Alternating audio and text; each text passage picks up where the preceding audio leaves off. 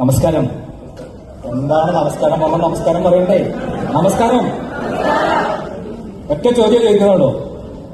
നിങ്ങളെല്ലാവരും ഇതുവരെ സാറ്റിസ്ഫൈഡ് ആണോ? ഞാനും അതിലേക്ക് ചേരുന്നു എന്നുള്ളത് പറയാൻ വേണ്ടിയിട്ടാണ് നിങ്ങൾ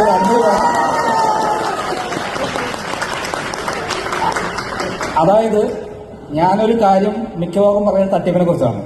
നല്ലത് പറയാൻ കുറച്ച് കഴിയാറില്ല. കാരണം എന്താ വെച്ചാൽ തട്ടിപ്പുകാരെ കുറിച്ച് പറയാൻ ക്രൈം എന്ന് പറയുന്ന അല്ലേ, ക്രൈം എന്ന് പറഞ്ഞാൽ അതാണ്. എവിടെ കുറ്റകൃത്യങ്ങളുണ്ടോ അത് പറയാനാണ്. പക്ഷെ ഒരാളെ പിടിക്കാൻ വേണ്ടി പോയപ്പം അദ്ദേഹത്തിന്റെ കൂടെ ചേരേണ്ടി വന്നു. കാരണം അദ്ദേഹം സത്യസന്ധമാണ് പ്രവർത്തിക്കുന്നത് എന്നുള്ളതുകൊണ്ടാണ്.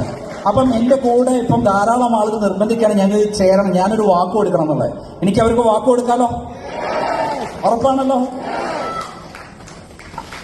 അത് മതി. അതോടൊപ്പം ഞാൻ അവരെ അടുത്ത മീറ്റിംഗിൽ പങ്കെടുപ്പിച്ചുകൊണ്ട് ഒരു കൂട്ടം ആളുകൾ വരും, അവർ ചേരും, അവർ കോട്ടേജുകളൊക്കെ വാങ്ങാൻ വരും.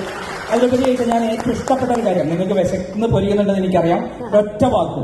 അതായത് ഈ നിഷാദ് അബൂബക്കർ എന്ന് പറയുന്ന വ്യക്തിയെ ഞാൻ പരിചയപ്പെട്ടപ്പം, ഈ പദ്ധതിയെ പരിചയപ്പെട്ടപ്പം അതിന് സമാനമായിട്ടുള്ള കഷ്ടപ്പാടും ത്യാഗങ്ങളും ലക്ഷ്യബോധവും വിവരിച്ചിട്ടുള്ള ഒരു കൃത്യമായ വിരുന്നാണ് ഷിഹാബ് നമുക്ക് നൽകിയിരിക്കുന്നത്.